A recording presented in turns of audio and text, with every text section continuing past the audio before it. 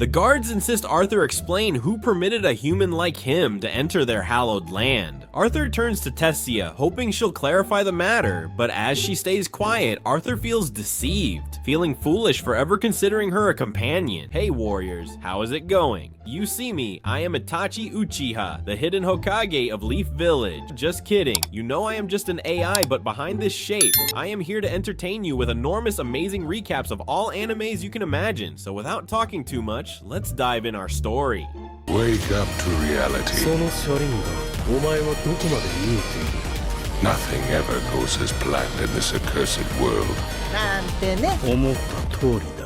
Soon, another figure appears and attempts to kill him, but he easily defeats this challenger. After that, the king looks at a mask and says, I remembered when I was a king. Then he loses consciousness and imagines himself drowning in the ocean. He hears a voice telling him, in your new life, seek the light. Next, the king finds himself in the form of a child, and his mother and father look at him with love and joy, telling him his name is Arthur. His father tells him, I want you to call me Dad. Arthur, confused, thinks to himself, who are these people? He realizes he has died and has transferred to a new world. Arthur thinks, I was born a powerless child. It seems these two don't know me, but they are completely convinced I am their real son. He feels frustrated by his situation. His father plays with him and tells his mother that he loves him very much. Arthur lives his life like a normal child, which does not please him, but his mother takes good care of him. He feels imprisoned by his powerlessness since he is just a child with no strength. He wishes he were dreaming and would wake up, but it seems this situation is permanent and stranger things are about to happen. Then, we see Arthur's father training in magic, appearing very strong. Arthur is amazed by his father's power. During his training, his father accidentally injures himself with a stone, and his wife goes to check on him using high-level healing magic. Arthur is very impressed by this, thinking, there is power in this world that I know nothing about.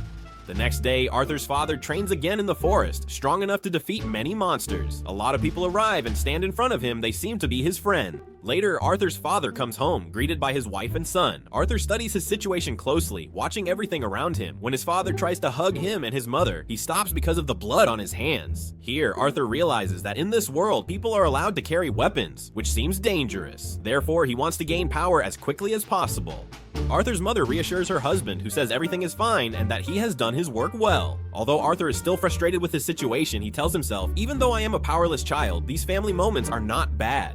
He remembers some things from his old life when intruders sneaked into the palace and he defeated them in the blink of an eye. He thinks he is not used to sleeping so comfortably as he was always on the run in his old life. Days pass quickly and Arthur begins to crawl like any normal child. His parents encourage and watch him carefully so he doesn't hurt himself. Arthur then goes to the mirror, looks at himself and says, after all these days, I still haven't gotten used to my current situation or this name that my parents keep calling me. His mother puts him in bed to sleep, but he isn't asleep. After she leaves, he jumps out of bed and says, finally, I can control my limbs and move a bit freely. Arthur carefully heads toward the library, hoping not to catch his mother's attention. He succeeds, reaches the library, and pulls out a book. Starting to read, he thinks knowledge is a double-edged sword. He begins to learn what he desires, and finds out he was born on a continent called Deka-ten, which has 3 kingdoms. The first is the Dwarven Kingdom of Darb, living underground. The second is the Elven Kingdom of Yedro, which resides deep in the forest. And the third is Sabin, where Arthur lives. Arthur notes that this kingdom resembles his old one, but here, the throne is inherited, not seized. Next, Arthur moves on to another book, pulls it out to read, and drops both volumes to the floor. He notes that this world is not as advanced as his, and that this book reflects their relatively primitive technology. He learns that this world has magic, and the power present here is mana, which is mostly hereditary. There seem to be 2 applications for summoning mana, enhancement and summoning. Enhancers use mana to boost their physical strength and provide incredible power, as well as defense and agility, while summoners can summon the mana and control it as they wish. Arthur began to think about the magic his mother used to heal his father, and he started saying, it seems there are exceptions, but it doesn't matter. The important thing is that the key to controlling mana is the essence of mana itself. Also, most mages exploit their abilities and start using them from the beginning of puberty until late adolescence by gathering the essence in their bodies into one point, which is called the essence of mana. Mastering the control of the essence of mana allows a person to become a mage. I have some background in controlling a power similar to this from my past life because I was able to control the key that represents the awareness of a person's inner strength and manage it before releasing it. Then he began to think and asked himself, will the knowledge I have from my past life serve as a weapon in this life, in this world? He started to focus and tried to control the essence of mana, and it seemed he was indeed able to do this. However, his mother interrupted him, saying, you made me worry about you. Don't do this again. She then looked at him in surprise, thinking she had discovered something, but she said to him, it seems you excelled. Arthur replied, how embarrassing. His mother then took him to change his diaper, and he thought to himself, this body is still a prison. I need to gain more strength and control myself better. After 2 years, Arthur's mother was writing her daily diary and started praising her son, saying he was the most beautiful and smartest child in the world. But there was one problem. He hadn't smiled even once since he was born. Then, looking out the window, she saw that Arthur was sitting with his father, practicing with a stick like a sword. His father was very impressed and said, "It seems you are talented." He called for his mother to see what Arthur was doing, but she was very angry and said, "What are you doing with my sweet boy?" He replied, "I didn't do anything. I was just showing him how to use the sword." She scolded him, saying, "How can you do this?" He just started walking. Arthur thought, "It seems I've learned how things work in this world. It looks like this entire world operates under a mother's control." Later, on their way to the city, Arthur was screaming with joy, thinking that his visit to the city had provided him with a lot of information. He said that using weapons would allow him to control some technology and power of this world. He also gained insights about some stones he saw for the first time, which didn't exist in his world, and he had amazing opportunities to see magic. His visit to the city was indeed fruitful. Later, they were on their way home, and Arthur fell asleep from exhaustion. He was thinking, this family is taking care of all my needs. Even though this life suffocates me, it isn't entirely bad. Then he began to wonder, shouldn't family always be like this? He started remembering some bleak scenes from his past life when his parents left him at an orphanage as a baby, and he grew up there, which wasn't a good life. That's why he said, feeling the warmth of this family is nice.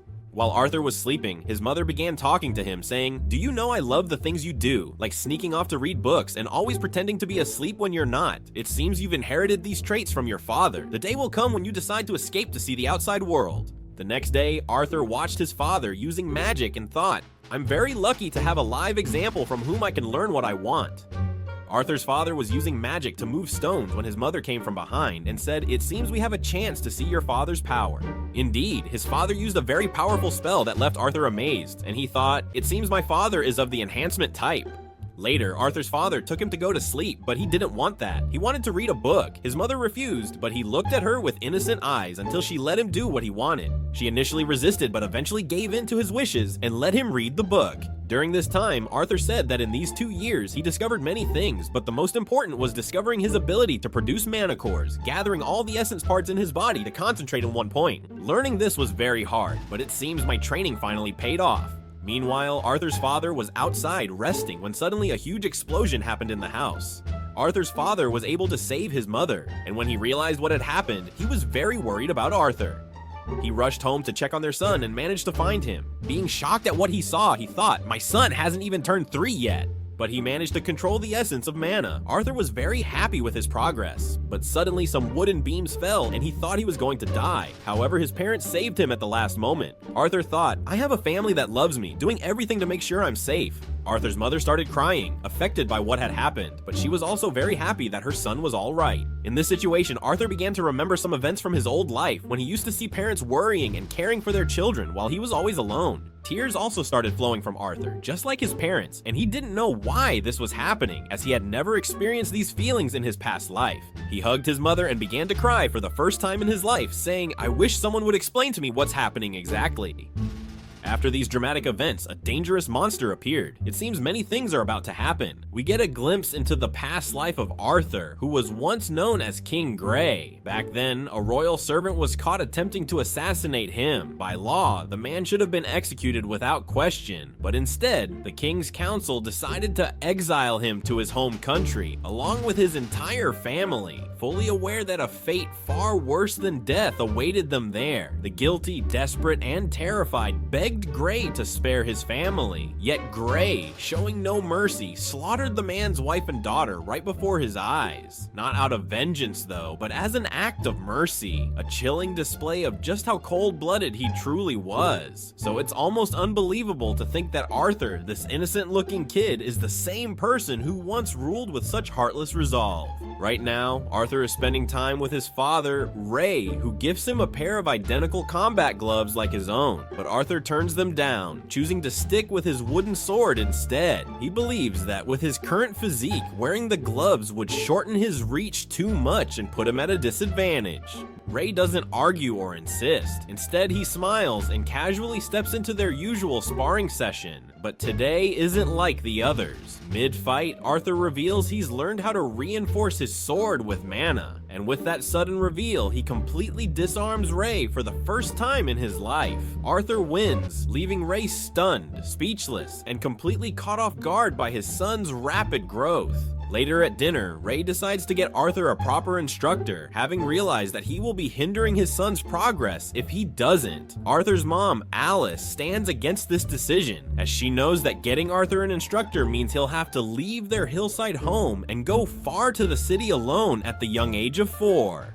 Rei still insists, telling Alice that Arthur is now able to enhance anything with magic, and states that it's for his future. Both parents go back and forth on the matter and end up in a big argument at the dinner table, so Arthur comes up with a simple solution to create a win-win situation for both of them, and proposes that they both come along with him to the city. This way, Rei gets to have Arthur trained by a proper tutor, and Alice gets to have her little boy by her side at all times. Arthur's parents instantly agree and start packing immediately for their move to the city. Not long after, Rei's friend group, an adventuring party called the Two Horns, comes personally to escort Arthur and his family to the city. Arthur introduces himself to them and to their leader, Adam, who tells Arthur that they've met in the past, but assumes a kid like Arthur wouldn't remember. However, Arthur does remember everything crystal clear. It was back when he blew up the entire house. At that time, the Two Horns came to help rebuild it, and Arthur overheard their entire conversation, learning that his parents were once part of the Two Horns before settling down. Anyway, when Adam finishes speaking with Arthur, Angela steps in, giving Arthur a tight hug, leaving no room for him to breathe. Durden, the tank of the group, notices the kid struggle and pulls him away from Angela. That's when Arthur notices a young lady staring at him from the top of the carriage. She is Jasmine, seemingly not that friendly, who only silently watches Arthur from the distance. Arthur gets lost in her eyes when Helen approaches, shakes his hand, and introduces herself and Jasmine on her. Instead, with the introduction of the Two Horns coming to an end, the journey to Zyra City begins. Arthur quietly comments to himself how primitive this transportation system is compared to his old world, where flying cars were the norm. Still, he doesn't think it's terrible though, especially with his ever-caring mom by his side. On the journey, they take several breaks every day, and during one of them, a pack of wild wolf monsters attacks, making Arthur realize firsthand how dangerous the outside world truly is. Jasmine steps up to fight the wolves, and using her daggers effortlessly takes them down. Rei, Adam, and the other members of the Two Horns join the battle, and soon after, they handle the situation.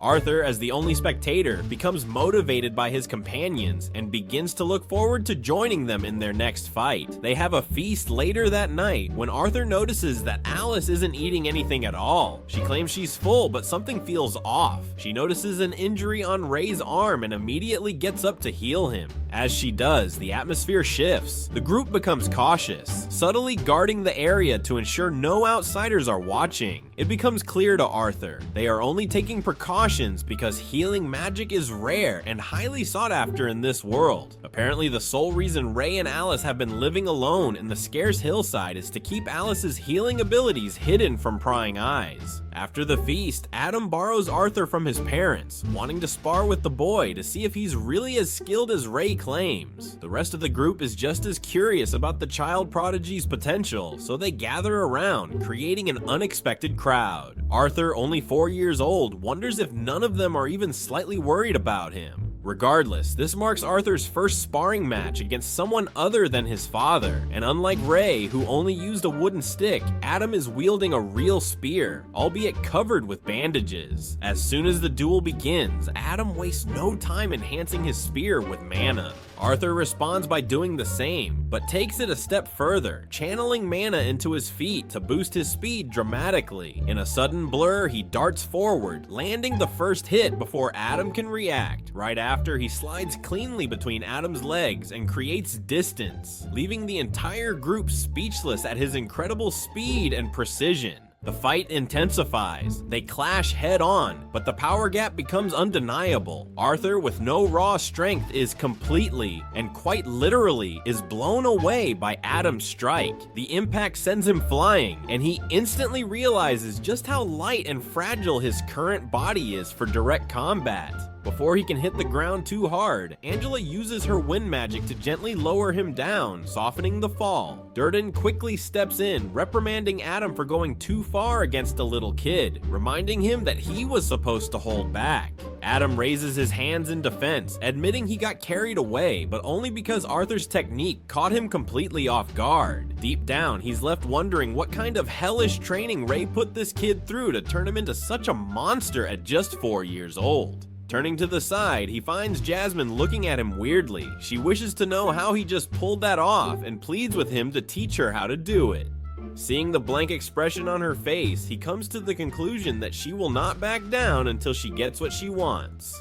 The next morning, they all continue on their journey and soon take a stop at a quiet area for Arthur to continue with his training. Adam teaches him how to use a spear, while his father pulls up some gym bro moves, even though the weakling was just a weakling. After that, Helen teaches him some archery, and he becomes a pro in a short time. With all his training done for the day, he proceeds to give Jasmine the lessons she demanded for, and she proves to be a fast learner. Later that night, while he is reading a book, Jasmine continues to stare at him like she is lost in his non-existent handsomeness. Soon after, she becomes like a stalker. The next day happens to be Arthur's birthday, and Jasmine hands him a dagger as a gift. To the surprise of the other ladies, she even began explaining how to use the dagger to him. Having gotten enough of their child's play and being a pained single man, Adam announces that they would be heading out now. When his mother Alice calls him over, he discovers that she is not feeling so well. When he asks her what the problem is, she assures him that she is fine, even though he doesn't buy her talk. As they continue on their journey, they soon get attacked by bandits along the way. When this happens, they all jump down from the carriage and take their stance in defense. The bandits rain down arrows on them, but Angela shields them from it with her magic barrier. Looking outside, Arthur figures that they are largely surrounded. On the other hand, the leader of the bandits with a square-shaped head orders his men not to harm the women and children since he intends to sell them for a good price. Just then, the bandits charge aggressively at them, and Alice, who clearly is scared, tries to make Arthur stay calm. Before the bandits could get any closer to them, Durden blasts them away while Ray swiftly punches them. One of the bandits is about to strike Ray when Helen shoots an arrow through his wicked heart. Furthermore, Adam slices past the bandits with his spear, while Jasmine strikes them with her daggers. Watching them do all this makes Arthur acknowledge that the members of the Twin Horns party are individually skilled. However, since the bandits outnumber them greatly, they stand no chance. After fighting for a while, they all become exhausted while the bandits keep coming at them. Soon enough, the bandits slam Ray into the carriage and he lies unconscious. This allows the ugly bandit leader to get closer to Alice and Arthur. Seeing Ray in this state, the two run out of the carriage, but at this time, Ray regains consciousness and asks that they step back. Even in his obviously beat up state, he still decides to be the man. He asks Arthur to take his mother and run away. During this, the clueless dummy insists on staying and joining them to fight, but his father reveals that his mother is pregnant. This leaves him with the answers to the suspicions he had since about why his mother looked like she was sick. Meanwhile, Ray asks that he leave immediately and states his trust that Arthur would protect his mother and unborn brother. Hurriedly, Arthur grabs Alicia and starts running away with her. Angrily, the largemouth bandit's leader orders his men to stop them, but Ray comes charging at him. When it seemed like Arthur and Alice would get caught, Adam and Jasmine throw knives at the bandits to clear the way for them.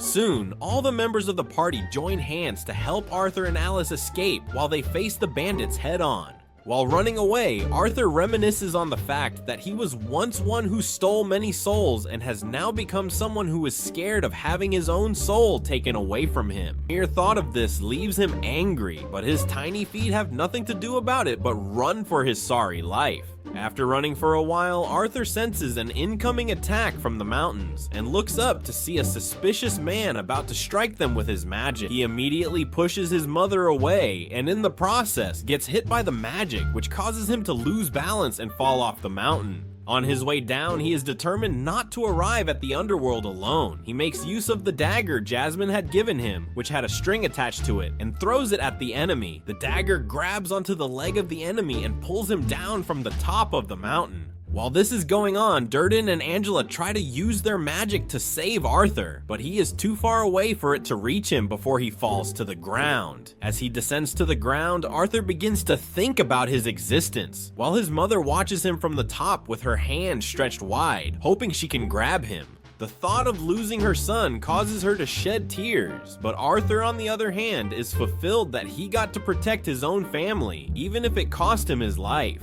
Although he is sad that he won't get to be a big brother like he wished he would. Surprisingly, Arthur survives the fall and wakes up to find himself in the presence of a very large and fierce-looking monster. This leaves him incredibly scared. The sight of the monster leaves Arthur completely petrified and unable to speak. Arthur, suspecting that the monster has lured him here, tries to strike her, but she simply pushes him away with a flick of her fingers. She assures him that she's not his enemy and gets up, gathering some magical fruits from a mysterious plant that she's grown herself to feed Arthur, assuming he needs food and nutrition to heal his wounds. Arthur can't believe that this scary monster is acting like a caring mother towards him.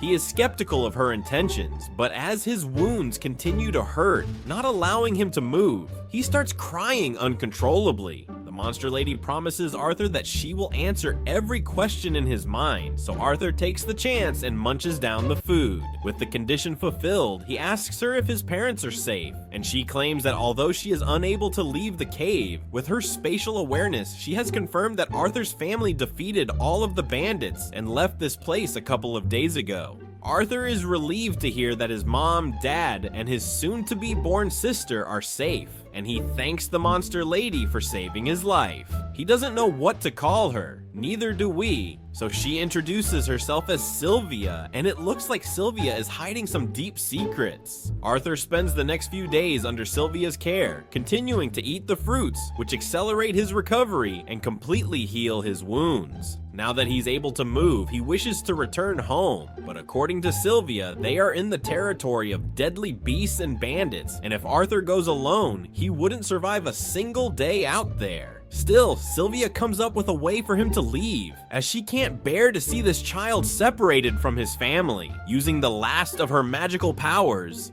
she begins preparing to open a dimensional rift. In the meantime, Arthur spends his days practicing swordsmanship. He keeps wondering to himself what secrets this hideous-looking monster is hiding from him. Why is she so caring towards him? And what's the reason behind the hole on her chest? But since she never speaks about herself, he has no way of knowing. After training, he meditates to enhance his mana, which moves Sylvia's interest. She then shows him something even more fascinating, a method to gather mana from the surroundings while simultaneously using magic. Sylvia explains how people's fixed concept of mana has created the problem of collecting and using it separately. She points out that many beings like her can do both at the same time, eliminating the issue of mana depletion altogether. She adds that magical beasts can perform this technique as naturally as breathing. She then asks Arthur if he wants to learn this ability, and of course Arthur doesn't hesitate to answer with an enthusiastic yes. But before teaching him, she asks one question: why does he want this ability? Arthur answers honestly. He tells her that obtaining this power will make him stronger, and with that strength, he wants to bring death to anyone who dares to harm his loved ones. His naive answer earns him yet another flick on the forehead. Sylvia tells him he's failed. She refuses to teach someone who is driven by hatred, but Arthur believes it's only natural to despise one's enemies, speaking from the bitter experiences of his past life as the strongest king. Sylvia can sense Arthur's bloodlust and tells him that hurting people is never something one should aspire to. Then, after a pause, she apologizes for flicking him too hard, yet she also reminds him that the same hands capable of destroying him completely can also touch him gently. That's what she wants him to understand. It's better to be kind to others because anger, hatred, and violence only leave behind pain. She saved his life with compassion, and she doesn't want him to stain that act of kindness with his hatred. As Arthur slowly begins to understand what she's trying to teach him, she asks him another question: what will he use his power for when he becomes stronger? Arthur, recalling the memories of the time he spent with his parents and their friends, responds, saying that he wants to become stronger to protect his loved ones. and this time Sylvia approves. Meanwhile, on a nearby cliff, another creature appears who looks exactly like Sylvia. He reveals that he's been searching for Sylvia, who has gone into hiding to stay away from his kingdom. Another flashback takes us into Arthur's past life. This time he's inside his royal chambers. After waking up in the morning, he heads to the office of one of his subordinates, who is a member of parliament. Arthur tells him bluntly that he is only the king in name only, and in reality it's the parliament that holds all the power. In a world where resources are being exhausted and birth rates are steadily declining, Arthur believes he's merely fulfilling the role assigned to him, that he's just a device of violence. His subordinate tries to calm him down, flattering him with big words. In any case, Arthur leaves, and shortly after, he is mysteriously assassinated. Just as Arthur tries to use the new power that Sylvia has given him, he recalls his former life. In that life, he knew not everyone was fortunate, but all he ever tried to do was unlock the ability to use Kai power. At that moment, the power falls on him completely, and he feels overwhelmed. The question, as always, remains: what will he do with this new power he has just received? As he tries to practice with the energy surging through him, Sylvia suddenly throws him against a rock. He's confused. What is happening? Why is the one who has been taking care of him suddenly hiding him away? She tells him not to be afraid, but that he must remain there for a while. Inside the rock, he witnesses an incredible surge of power. Another creature, one that looks exactly like Sylvia, arrives. This creature had been lurking around, searching for her. Sylvia is shocked that he found her, and he reveals that he followed the smell of blood. He demands she come with him immediately, but she refuses. Sylvia is ready to fight to the death. When the creature moves to attack, she transforms into her true self. The entire area turns icy as she breathes out frost. She is indeed a powerful dragon. Seeing her in this form, the creature warns her that using that kind of power will kill her, but she doesn't care about death. To her, she's lived a graceful life, and she's at peace with dying. So even if it means death, she refuses to surrender to him. They engage in a fierce, terrifying battle, one that Arthur watches helplessly from the cave. He's overwhelmed by the manner of strength they both have. As expected, the creature fights back just as fiercely. It even looks like he's gaining the upper hand, until Sylvia releases her trump card. She freezes the entire area, seizes the creature, and then opens the cave to let Arthur out. When he comes out, he is stunned. He sees her true form. She is a dragon. She opens the sky above and tells him he can now leave. She says she's given him power to help him find his way home. Again, she asks him what he will do with that power. She hopes he won't be consumed by anger or hatred. Arthur answers that he'll use the power to protect his family. She smiles. She doesn't want him to live a life of sadness or hatred. And to her, the power isn't to fight or revenge. Instead, she wishes he will spread love to everyone. His reply makes her deeply moved. Before letting him go, she gives him a dragon egg and a feather, asking him to wrap the egg with the feather. Then she touches him, and he's suddenly filled with an overwhelming flow of energy. A glowing line like a tattoo spreads from his fingers down to his arm, his top tears revealing the line. She admits she could have sent him home earlier. She always knew how. Arthur had thought she kept him there because it was unsafe to return. But she reveals the truth. She loved his company. Having someone to talk to, someone to bond with, was something she hadn't experienced in a long time. His presence had been a precious gift, and he sincerely enjoyed being with her too. He learned a lot from her. It's an emotional goodbye. In tears, Arthur regrets that there's nothing he can do to protect Sylvia. He recalls that she taught him a lot, even gave him strength. She had treated him with such love and care, but he can't even save her. Despite all she had done for him, he feels sincerely sad. He weeps, remembering the promise he made to her. He feels like he's failed. But all these doesn't matter to her. She had lived a life she is grateful for. But then, with a soft smile, he tells her he doesn't care what she is, whether she's a dragon or a monster. All he knows is that she is family. She teases, asking how he can call her a family when he already has a mother waiting at home. Thinking about it, he smiles and says, "Then you're my grandmother." That single word, grandmother, hits deep. It cuts into her soul. Even for Sylvia, a dragon, the emotion overwhelms her. She begins to cry. She asks him to call her that again. He does. Just as he calls her grandmother, she quietly lies down, content about her life. Arthur takes the egg and the feather she gave him, and the sky opens. It's time to leave, but he doesn't want to go. He begs her to come with him, but she doesn't respond. The opening closes just as she leaves. Sylvia releases the sealed world, and her opponent regains strength. She suddenly collapses to the ground as if she's dead. The creature approaches, wondering if someone as powerful as she is can die with just a small attack. He comes closer, trying to understand, but Sylvia had only played dead. As he draws near, she opens her eyes and releases a massive burst of mana, too powerful for anyone to survive in. The entire cave shakes, the explosion so great it reaches the surface. Meanwhile, in tears, Arthur continues his journey home. Her voice echoes in the sky. She reminds him not to forget their conversations. She knows sadness is natural, but begs him to smile through it. He shouldn't try to fight back or revenge due to sadness, but he doesn't think he has the ability to do that. She advises he shouldn't try to carry the smile at once. He should simply take things one step at a time, changing the world bit by bit. Arthur doubts himself, but she reminds him who he is. He is King Gray, the strongest king. He can do anything. She begs him not to fill his heart with anger and pain, but to live a life of happiness. He is shocked that all these while she was with him, she was aware of his true nature. It's a moment full of truth and deep emotion. Her voice eventually fades into the wind. Arthur, now back on Earth, carefully places her gifts in his bag.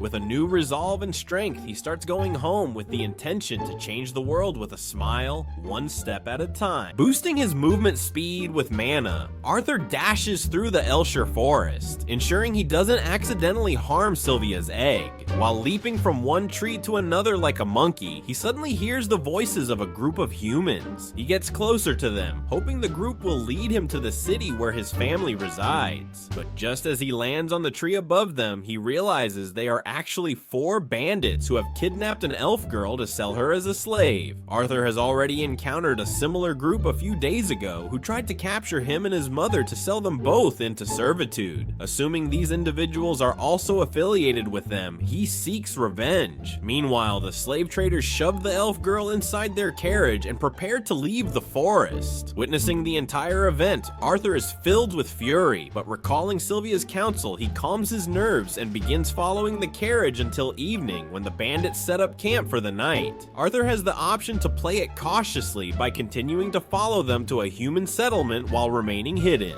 But if he does that, he'll have to abandon the plan of rescuing the elf girl. In any case, he waits until midnight before making his move. The bandits are using horned wolves to pull their carriage, and Arthur devises a plan to use the wolves to throw the bandits off. He throws rocks at the wolves, causing them to howl loudly. One of the bandits attempts to calm the wolves, fearing their howls might attract dangerous creatures to the camp, and begins kicking one of them. Arthur takes this opportunity to sneak up behind the bandit, reinforcing his right hand with mana to make it sharp, and incapacitates the man. He then grabs the bandit's knife and mercilessly slays the second slave trader. The third bandit senses something off, but before he can react, Arthur slices his leg. The third bandit quickly alerts his leader about the kid mage, but the leader dismisses it and only sees more profit in his future. Convinced he'll capture Arthur alive, the bandit leader drops his sword, not wanting to harm his soon-to-be best-selling product, and reinforces his hands with mana before charging at Arthur barehanded. Arthur dodges the first strike and attempts to snatch the leader's weapon using the thread trick he employed in his last fight. However, the bandit leader, being far more skilled in combat, sees through Arthur's trick and kicks him away. He then picks Arthur up by the leg as if it's nothing, declaring that this is the end.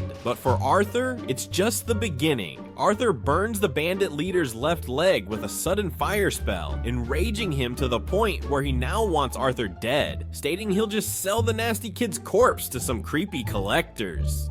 While the bandit leader is busy monologuing, Arthur uses his thread technique to throw his knife, stabbing it straight through the leader's forehead, ending him instantly. The third bandit is still alive and pleads with Arthur to spare him, promising to repent for his wrongs. But Arthur knows very well that all these pleas are just falsehoods. Plus, he cannot leave behind any witnesses to his actions, so he finishes him off as well. He then enters the carriage, lifts the blindfold off the frightened elf girl, and assures her that she is now safe to return home. She doesn't understand what's happening and gets worried upon noticing that Arthur has wounds all over his body. Arthur realizes that children aren't accustomed to such brutality, so he quickly covers the corpses of the bandits before the elf girl can see them. He then makes up an excuse, telling her that the bad guys perished in an accident, and she, being a child, is easily convinced. Arthur packs some of the essential items he might need for the rest of his journey and is about to leave. But the elf girl stops him, holding his hand and begging him not to leave her alone in this perilous forest. She tells Arthur that her parents once told her about tree ghosts that reside in this forest and devour children, though in all honesty, those were just stories meant to scare kids into going to sleep. In any case, Arthur realizes he has no choice but to bring the elf girl back to safety. She uses her sense of direction and says her home is toward the south, which happens to be the opposite direction of where Arthur's parents are. Arthur asks her how she got abducted, and she explains that she wandered into the forest while chasing butterflies and got lost. Arthur, unsurprised, expected something as ridiculous as that. He recalls a time in his past life when he too was imprisoned at her age, and not wanting her to endure the same fate, he agrees to escort her back to her home. The elf girl doesn't want to keep using the horned wolves for their travels though, because according to her, they'll die if kept away from their natural habitat. She courageously removes their restraints, and the wolves quietly return to the depths of the wilderness, back to where they belong. Arthur is happy to have saved such a kind-hearted girl, and feels even more determined to return her home safely. The next morning, the two courageous kids begin their journey through the forest on foot, and Arthur finally decides to ask the elf girl her name. The elf girl introduces herself as Tessia. She then asks Arthur his name, and he tells her. As they continue walking, he figures she must be hungry, so he hands her a bowl, sits her down, and tells her to eat. Even if she isn't hungry, he says it's best to eat for the sake of her body, as she still has a long walk ahead. The moment reminds him of Sylvia, who had once told him the same. Eat even when you're not hungry, because you need the strength to move. He catches himself talking just like her and smiles.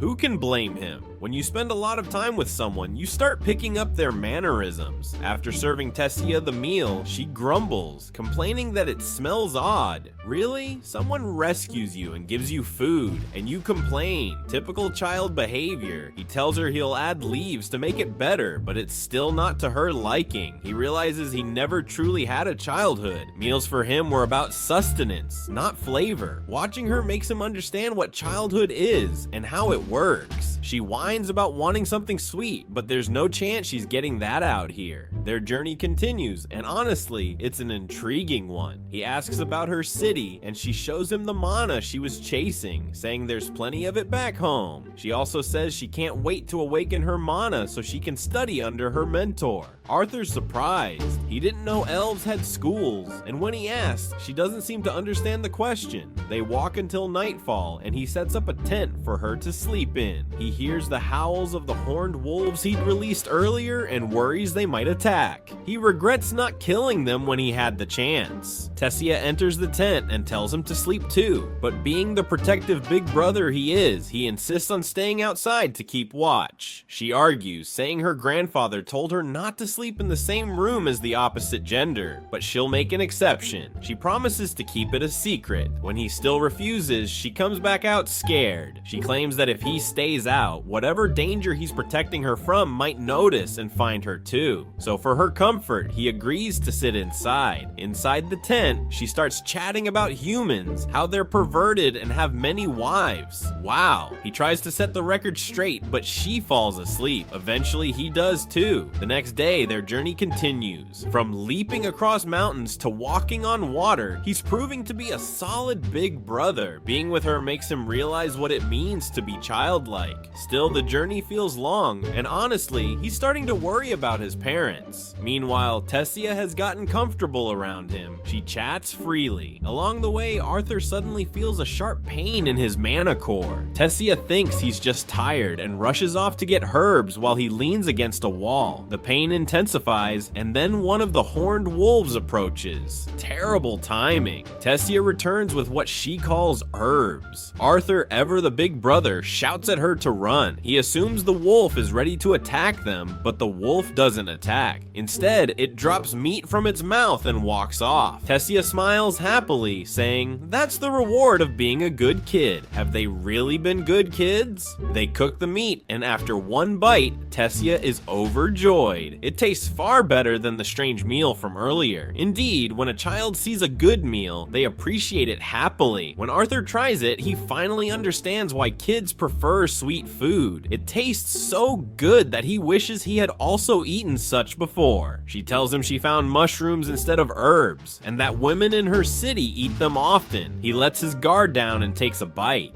Big mistake. He ends up rushing to the toilet multiple times. That tasted awful. He has a very intense stomach upset that he can't handle. Night falls and they return to the tent. His eyelid is closing as he is tired and stressed out. He wishes to sleep, but Tessia is full of stories from books about humans and dwarves that she had read growing up to her dreams of meeting them. But she can't, she says, because she's heard humans are terrible, so she didn't know what to do. Arthur dozes off mid-conversation, and Tessia, like a sweet little sister, covers him with a cloth. The next morning they set off again. Arthur's exhausted but hides it with a smile so she won't worry. Even when she asks him if he is tired, he lies to her that he is still very strong when even the blind can see he is weak. As they approach her village, she asks to give him a nickname, Artie. He calls her Your Royal Highness in return. She doesn't take the joke as she should and says she was just trying to make him feel like a friend. Friendship is something he has barely experienced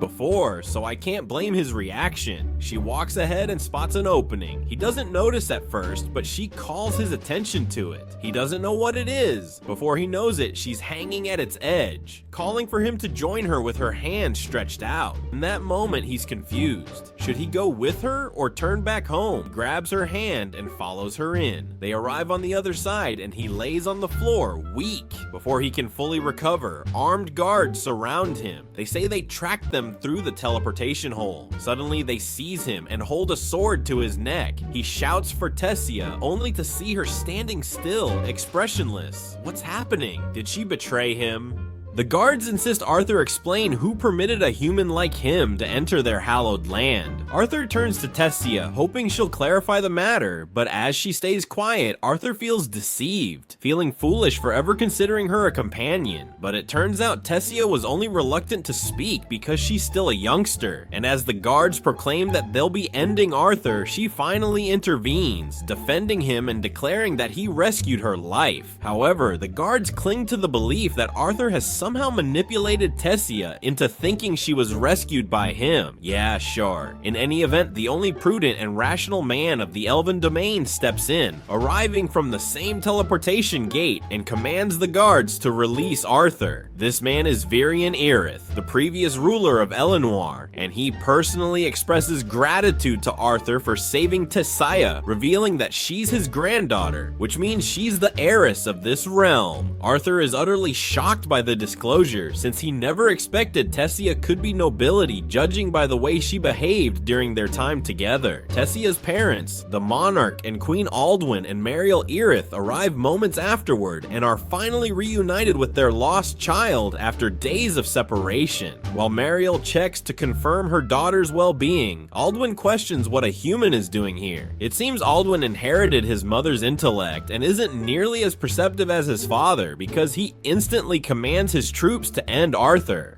Varian intervenes again, declaring that he was the one who instructed the guards to retreat, and he informs Aldwin that Arthur protected their dear Tessia despite being a so-called uncivilized human. Tessia backs Varian's declaration, begging her father not to hurt her ally, and even suggests that they welcome him to their palace. The notion of a human entering their palace clearly causes Aldwin to pause, but Tessia doesn't wait for his reply and walks straight up to Arthur, telling him that if he comes along, their royal cooks will prepare his favorite treats. Yeah, those kinds of bribes only work on youngsters. Well, Arthur is technically a youngster, so fine. Aldwin doesn't want to upset his spirited daughter, so he agrees as well. Meanwhile, Varian's interest is stirred to the fullest, sensing Arthur's enigmatic energy, and so he invites Arthur to speak with him later in private. For now, Arthur accompanies Tessia and strolls through the kingdom of Eleanor, an artistically designed society where dwellings are crafted both atop and beneath the trees, and the people lead modest yet harmonious lives. As Arthur walks alongside Tessia, he draws a great deal of attention from the crowd, all of whom are intrigued about what a human is doing here. Arthur can't overlook the fact that Tessia delayed helping him at first. Why would she do that? And what was with that stern look on her face back then? He doesn't comprehend it, and the thought continues to trouble him, triggering a sharp ache in his chest. In any case, he stays wary of everything around him and is doing his best to stay vigilant and not lower his guard. They reach the palace at the edge of the city, and as they enter, they are greeted by dozens of elven servants whose sole purpose is to ensure Tessia is always content. However, today Tessia wants to reward Arthur, so she directs all of her maids to give him the finest care he could ever receive, telling them that he rescued her life. Seeing them act hesitant, Tessia assures them that Arthur is one of the rare humans who are genuinely noble at heart. She then turns to Arthur and asks what he wishes to do. Eat treats, play, have a meal, or maybe freshen up. But before doing any of that, Arthur wants to speak to Tessia's parents about what happened in the forest. Since nothing has been clarified yet, he gathers everyone in the conference room to have a serious conversation. But Tessia is in her own little world and brings tea and snacks for everyone, perhaps thinking this is more of a tea gathering than anything else. Anyway, Aldwin formally introduces himself, his wife Muriel, and his father Varian to Arthur, and Arthur too introduces himself as just an ordinary boy born in a remote village in the kingdom of Sapin. He kneels before Aldwin, admitting that a commoner like him would never have the chance to meet royalty, let alone sit in the same room as the elven monarch, and he conveys how thankful he is to have been granted this opportunity. Aldwin finds it unexpected how well-mannered Arthur is, despite claiming to be born a pauper, but he allows him to proceed. Arthur then gives a thorough recount of what occurred, including how he got separated from his relatives. He doesn't deceive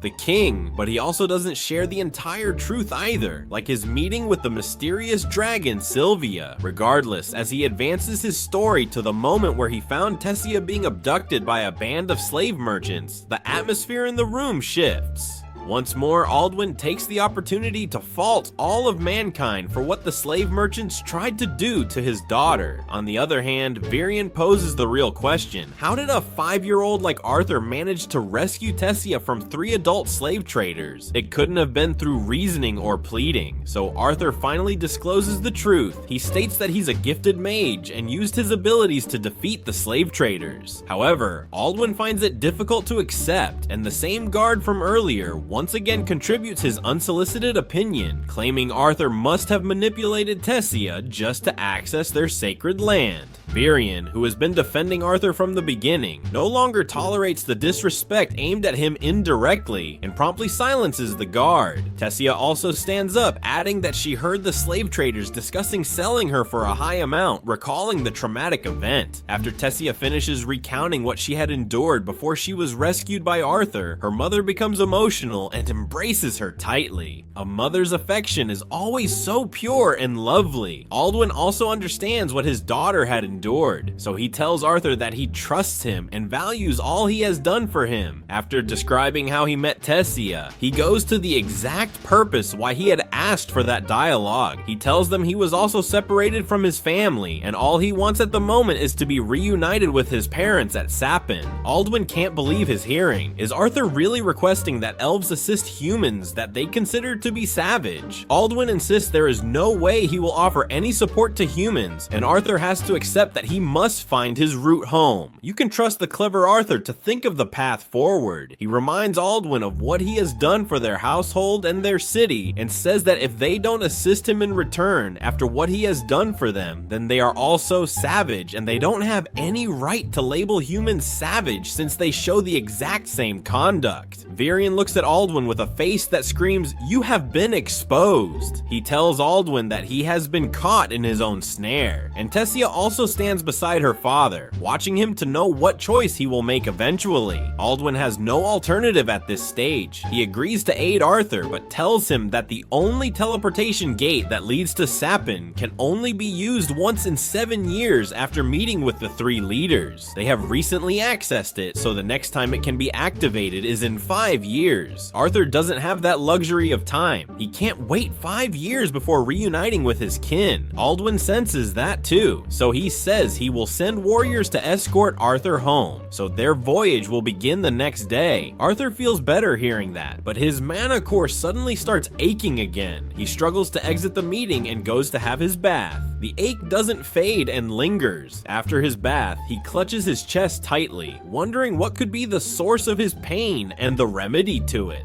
He thinks about Sylvia and asks her what he should do about that ache. Sadly, the answer isn't coming anytime soon. He strolls around the palace, and the clean air he is getting makes his pain lessen a bit. He thinks about his parents and how deeply he misses them. He wonders if they are still alive, but concludes that they are too strong to perish that easily, so he is sure they are safe. When he looks up and sees Tessia with her parents, he wonders if his family will also welcome him that joyfully, or if they will be mad with him for leaving them for so long. All these thoughts burden this poor boy, so he stands still. Tessia rushes to meet him. He jokes with her by calling her a spoiled princess, and tells her to go and enjoy the care of her parents. He opens up to her about the fears he has about his parents, and if he will be welcomed by them. She holds his cheek, wondering how childish he can be.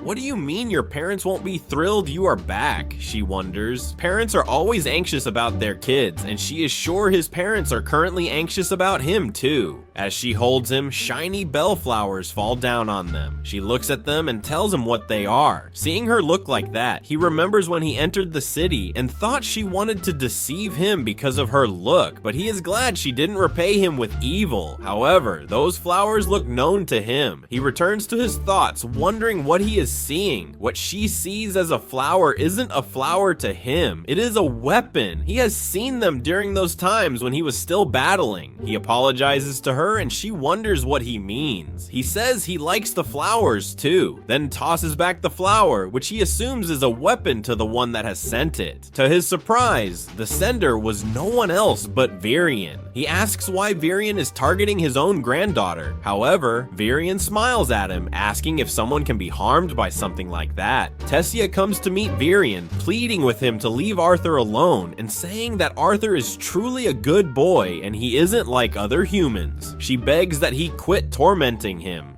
Varian doesn't see that as torment. He says he has found someone intriguing for the first time in his life, and he won't let the person go. He magically sends Tessia to sit and brings a rod so he can have a duel with Arthur. Who will win this match? The duel starts, and Arthur does his absolute best. He uses all his mana to battle, but notices that Varian is quicker than him. No matter how much he tries, he can't even manage to hit Varian at all. When he makes a strong attempt, Varian snaps his rod, and a shard of the rod nearly strikes Tessia, but he shields her. He decides to use magic. The magic he uses is so intense that only a few people can endure it, but guess who counters his magic? It's Varian. Varian. After many attempts, he finally manages to strike Varian on his head. Varian is stunned, but that only gets him more thrilled to battle. He asks Arthur for a second round of match, but Tessia rises from where she is placed and tickles his rear, telling him to leave her Artie alone. He claims Arthur isn't the child Tessia thinks he is, and if there is someone that overpowered themselves in that duel, then it was Arthur that overpowered him. Arthur doesn't want this exaggeration for himself. He claims Varian is overrating him. Varian asked him to be his student. It may be a great idea to him, and to be fair, he is also weighing it. However, when he thinks about his parents and how they aren't sure he is fine, he decides it isn't a good decision. He tells Varian about his worries, but Varian informs him there is a way he can notify his parents that he is safe and well without having to go home. He tries to understand better, and Varian releases something into his body. He starts feeling pain in his mana again, and this proves what Varian had guessed earlier, which is the fact that he had received the Beast Will. He tells Arthur that the only way he will survive and not perish is if he becomes his student. This is a tough choice for Arthur. What will be his choice eventually? To all Leaf Village ninjas, that is it for today. Recap: do not forget to join our clan, our army, my friend. You can do that by clicking that red button below the video. Destroy it for me with that bell. To follow us on YouTube with many videos to come in the following days. So see you later, bro. Peace out.